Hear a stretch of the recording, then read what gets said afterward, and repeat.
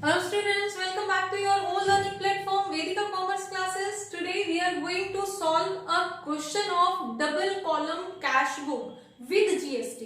ठीक है, cash book के अंदर हम GST को कैसे ट्रीट करते हैं वो हम यहाँ पे करेंगे. Without GST single column cash book, double column cash book हम ऑलरेडी कर चुके हैं. अगर नहीं देखी है तो एक बार देख लेना. ठीक है, अब हम एक क्वेश्चन ले रहे हैं जिसके अंदर हमारी जीएसटी की एंट्रीज कवर होंगी. हमारी कुछ टिपिकल एंट्रीज लाइक डिस्काउंट को कैसे ट्रीट करते हैं जब जीएसटी अप्लाई होता है, तो वो सब हम यहाँ पे कैलकुलेट करेंगे. वो सब जानने के लिए keep watching till the end. Fine, so let's start the question. आपके पास ये क्वेश्चन स्क्रीन पे फ्लैश हो रहा होगा.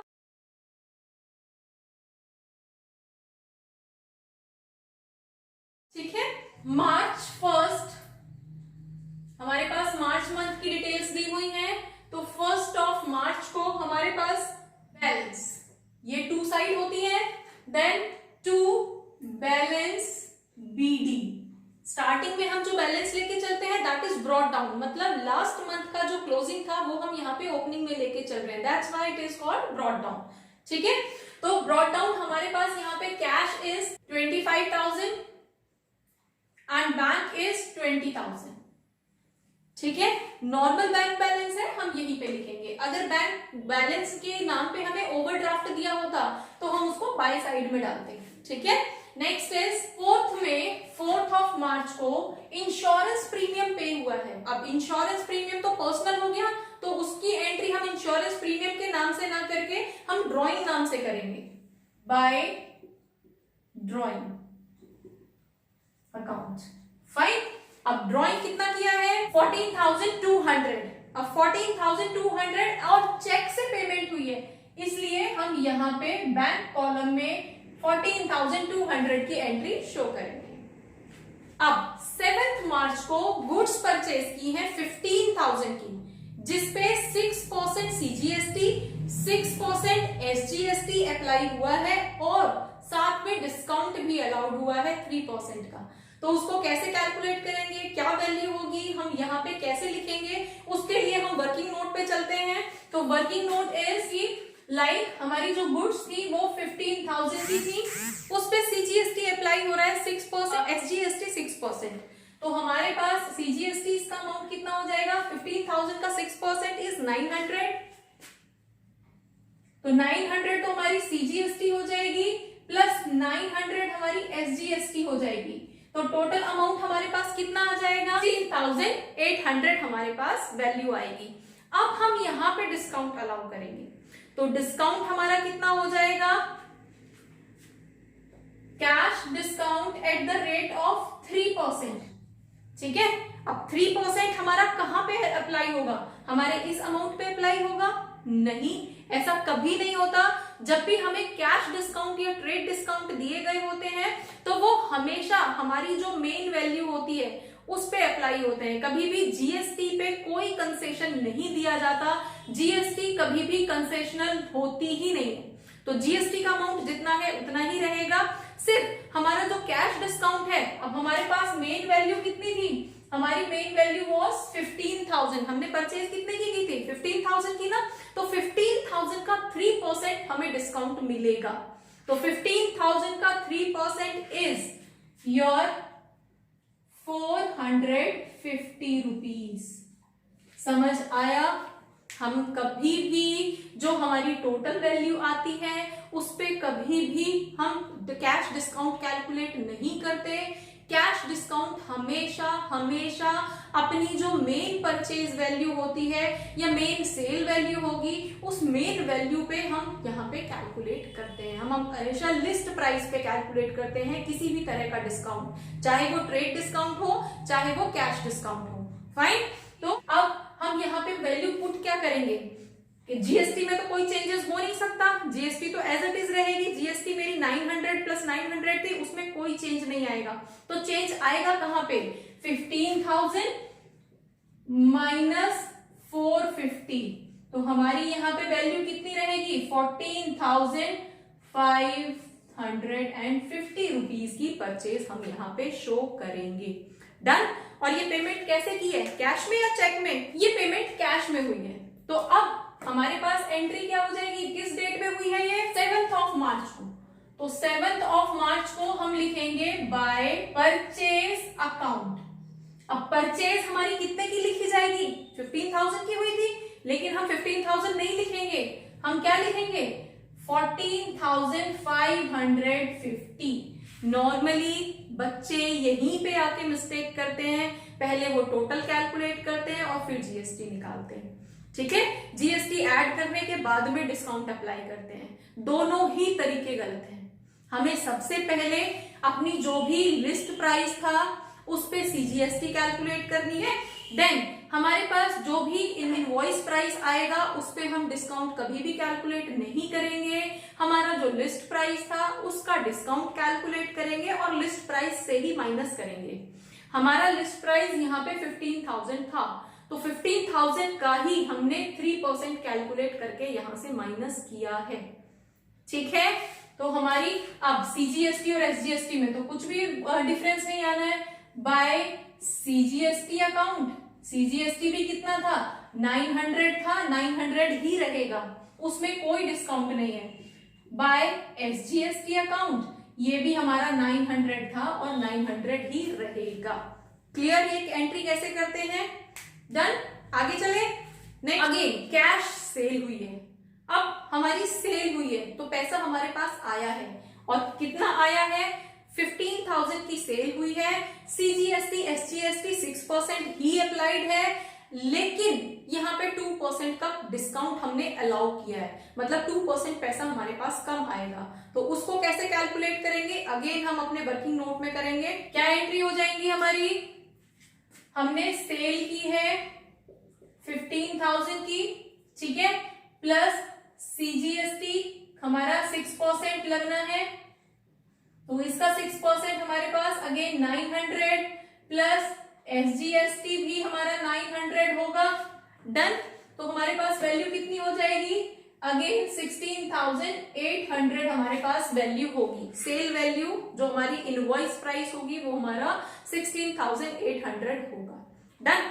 अब यहाँ पे डिस्काउंट कैसे ट्रीट करेंगे, सेम वैसे ही जैसे हमने परचेज के टाइम पे किया था। तो उस केस में हमारी जो लिस्ट प्राइस थी उसका डिस्काउंट कैलकुलेट करेंगे, कितना, 15,000 का 2% इज 300 रुपीज। तो हम यहाँ पे माइनस कैश डिस्काउंट कितना, 300 रुपीज। तो हमारे पास कितनी वैल्यू आएगी, हमारे पास जो टोटल वैल्यू आएगी वो कितनी रहेगी, हम किससे माइनस करेंगे इसको, हम 15,000 से माइनस करेंगे। ठीक है, तो हमारे पास वैल्यू क्या आएगी, 14,700, क्योंकि 15,000 में से 300 माइनस हुए हैं, प्लस 900 प्लस 900, ये हमारा डन। तो हम यहाँ पे कैसे एंट्री करेंगे, अब सेल है तो पैसा आया है, कैश रिसीव हुआ है तो टू साइड एंटर करेंगे। किस डेट में रिसीव हुआ है, 8 मार्च को, तो 8 मार्च को टू सेल्स अकाउंट, और ये सेल्स हमारी कैसे हुई है, कैश में हुई है। तो एंट्री क्या करेंगे हम, यहाँ पे सेल कितने की लिखेंगे हम, 14,700 की। क्यों लिखा हमने, क्योंकि हमने कैश डिस्काउंट दिया है। कैश डिस्काउंट हमेशा हमारी लिस्ट प्राइस पे होता है, किसी भी जीएसटी के अमाउंट को हम कम नहीं करते, जीएसटी का अमाउंट उतना ही रहता है। ठीक है, तो हमारे पास यहाँ पे टू सीजीएसटी अकाउंट, अब सीजीएसटी के नाम पे 900, टू एसजीएसटी अकाउंट अगेन 900। तो हमारी सेल के बदले में हमें कितने पैसे मिले हैं, 14,700 प्लस 900 प्लस 900।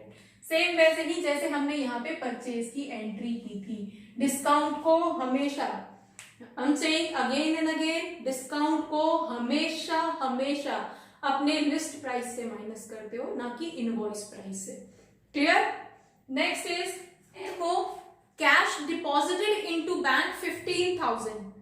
अब कैश डिपॉजिट हुआ है तो ऑर्गेनाइजेशन से तो गया है तो हम यहां पे एंट्री कर देंगे 10th ऑफ मार्च को ऑर्गेनाइजेशन से कैश गया है, बैंक में डिपॉजिट हुआ है, बैंक में आया है, तो दोनों ही ट्रांजेक्शन ऑर्गेनाइजेशन की है।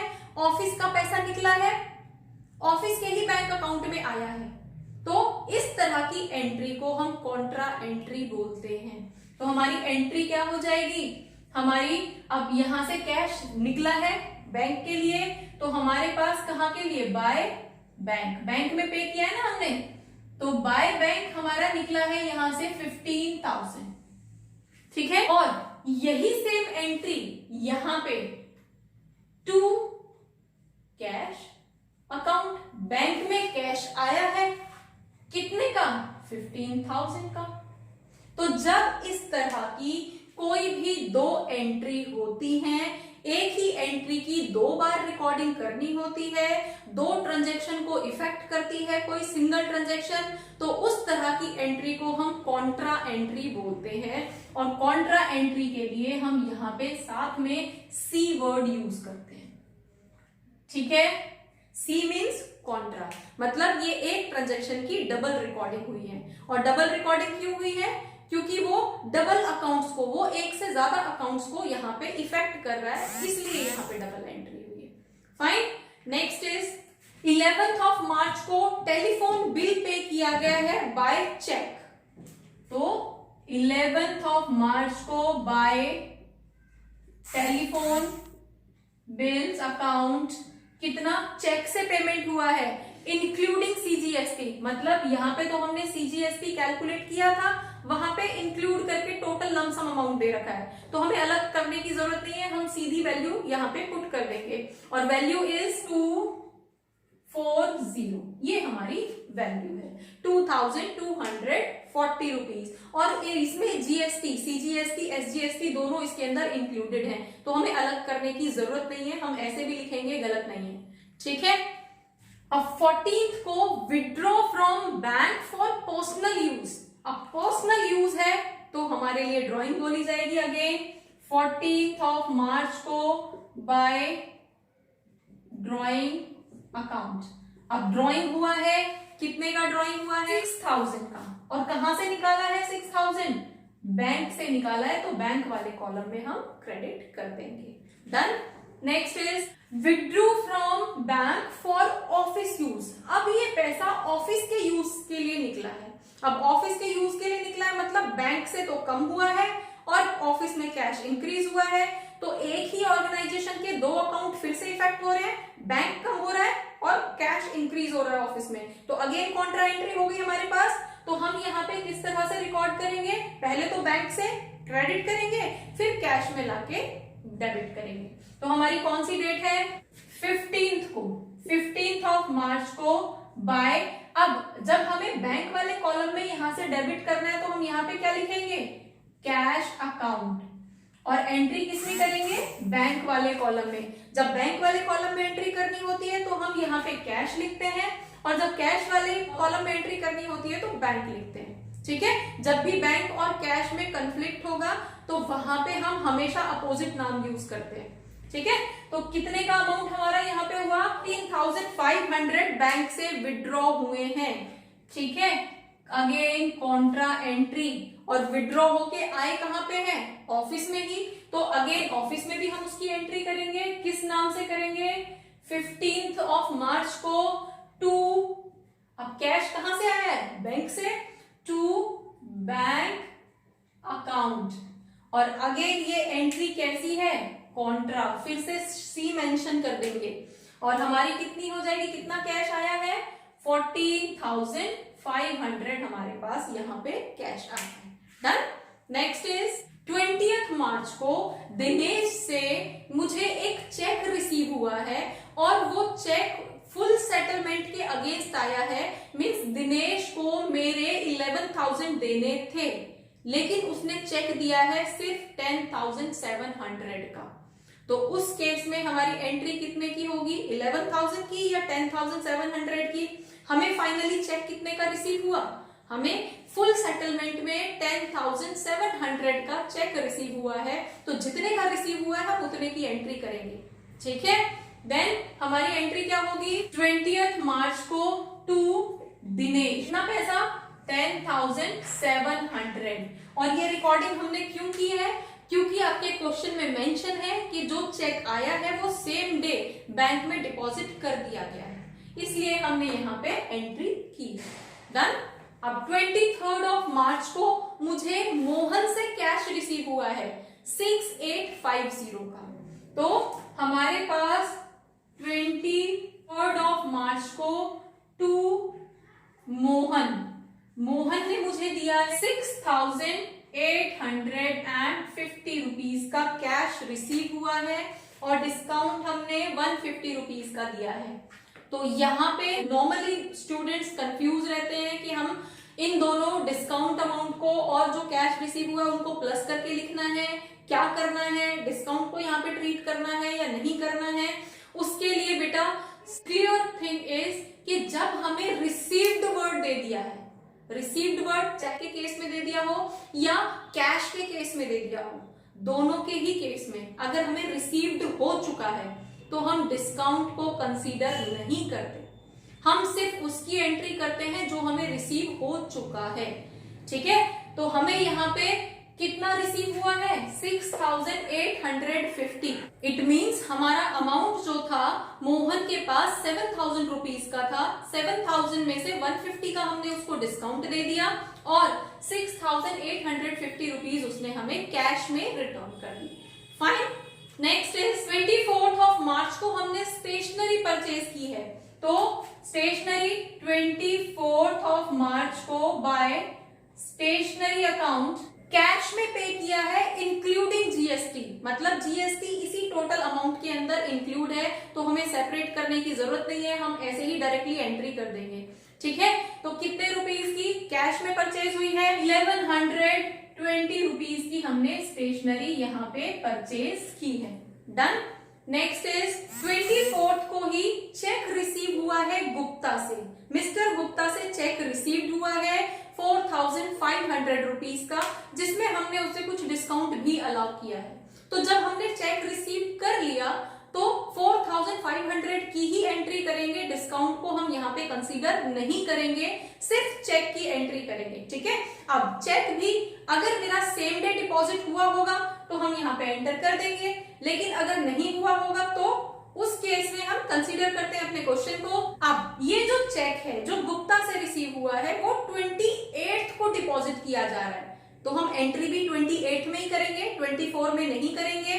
तो हमारे पास 28 ऑफ मार्च को क्या लिखेंगे? टू मिस्टर गुप्ता या चेक इन हैंड?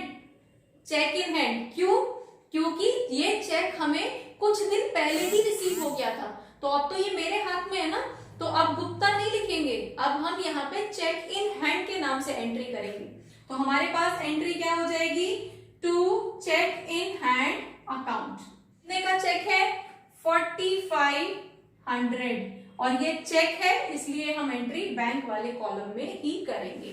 ठीक है, नेक्स्ट इज, अब यहाँ पे चेक बाउंस हो गया फिर से, तो 20 को जो हमने चेक डिपॉजिट किया था, अब 31 को हमें पता चल रहा है कि वो चेक तो बाउंस होके वापस आ गया।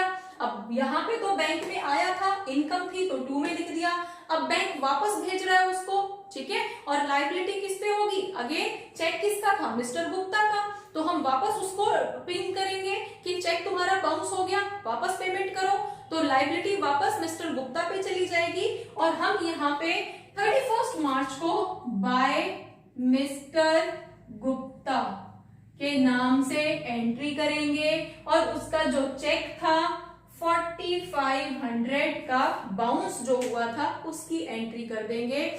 इट शोज कि हमारे टोटल बैंक बैलेंस में से 4,500 रुपीज कम हो गए हैं। जो हमने इस साइड इनकम दिखाई थी 4,500 की इनकम शो की थी, अब वो क्योंकि चेक बाउंस हो गया है इसलिए उस इनकम को यहां से कम करके दिखाएंगे। क्लियर? चेक बाउंस होने की एंट्री हम जिस भी नाम से हमारे पास चेक आया था उसी के नाम से बाय में एक एंट्री डाल देते हैं, जिससे हमारा जो बैंक बैलेंस था वो कम हो जाता है। ठीक है, नेक्स्ट इज 31 को हमने रेंट पे किया है by cheque, again by cheque, तो 31 को ही हम एंट्री क्या करेंगे?